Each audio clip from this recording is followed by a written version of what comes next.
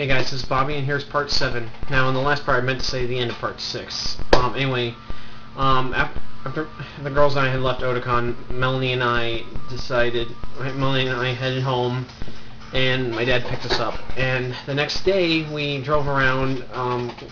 We went back to Anime Pavilion, where I showed some of the employees the pictures I took at Otakon. And I forgot to mention that when we were there, we found one of the Anime Pavilion booths, and we told them about how Melanie and I were just at their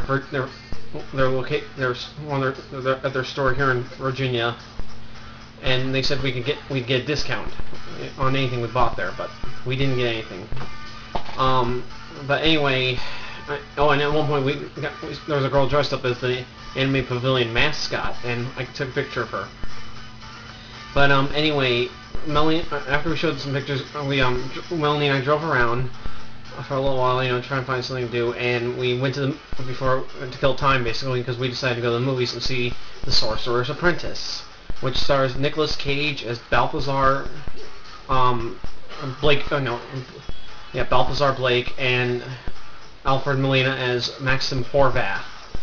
And as well as that kind of nerdy guy from She's Out of My League and Knocked Up, neither of which I've seen. But anyway, it's about a guy named Dave who meets Balthazar when Dave is 10 years old, and Dave gives him a special ring that basically that's of great importance, because Balthazar is a former apprentice of the wizard Merlin. Horvath, also a former apprentice, but turned evil. And the main villain, of course, is Morgana, who is a very dangerous enemy of Merlin. And anyway, Dave, after something happens to Dave when he's 10 years old, and it takes place in New York City, home of the Yankees and the Ghostbusters.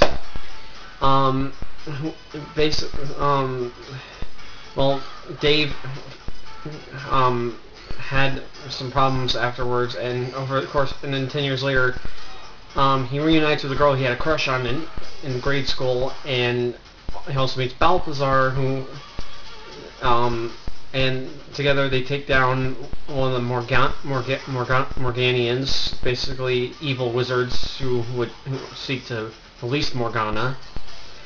And Dave at first decides, okay, just this one time, but then after the experience, he decides, alright, I'll be your apprentice.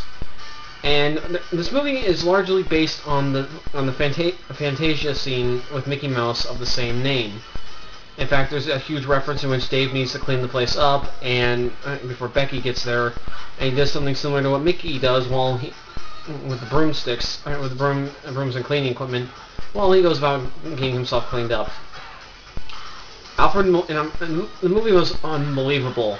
Great, excellent visual effects, excellent storyline, incredible characters, and Nicolas Cage and Alfred Molina were great, and it was just spectacular. And this is definitely one of the 3 most epic movies I had seen so far.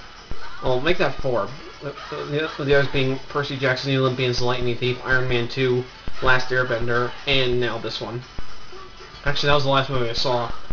But anyway, and it was just, once it hits DVD, I am going to buy it. In fact, I'm still going to get How to Train Your Dragon, which just came out.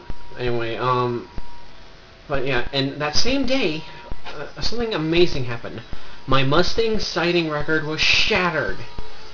Melanie and I were passing the Ford dealership near my house, and I saw Mustangs numbers 33 and 34 and 35. My final total of the day, 43. And oh man, I never thought, I thought I had to go out of town to shatter it, but it turns out we just had to stay here in the immediate area of Virginia. I still couldn't believe it.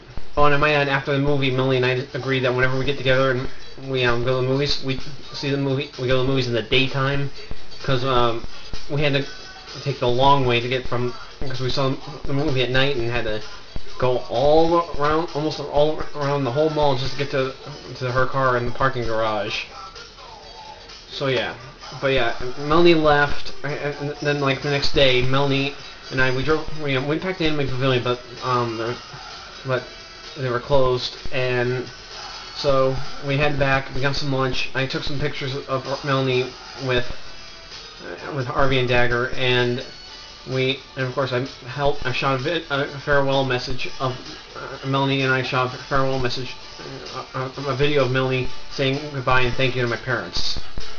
And then she left to head back to Delaware. You know what? This ends part 7. One more part to go.